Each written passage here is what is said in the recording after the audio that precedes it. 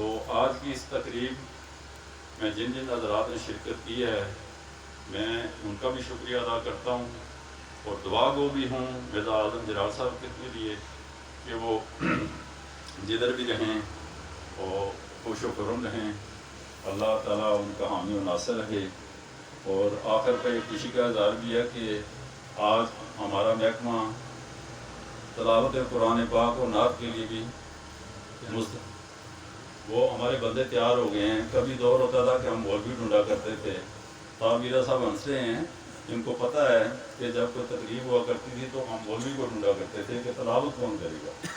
تو آج ماشاءاللہ میرے ہی پٹواری نے تلاوت قرآن پاک بڑی خوبصورت انداز میں، بڑی خوبصورت آواز میں کی، اور ہمارے ہی فیلڈ سٹاف کے رکن قادری نے یہاں ہدیہ نعت پیش کیا۔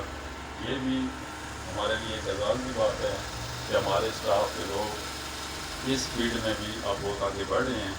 میں دوبارہ آپ سے گزارش کروں گا کہ لوگوں کی خدمت کریں، جو لوگ آپ کے پاس آ رہے ہیں ان کے ساتھ حلیم طبیعت کے ساتھ پیش آئیں، ان کی رسپیکٹ کریں۔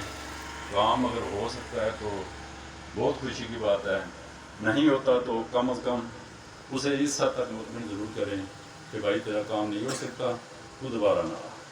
تو آخر میں دوبارہ منتظمین کا شکریہ ادا کرتے ہوئے آپ سے اجازت چاہوں گا۔ وآخر دعوانا ان الحمد للہ۔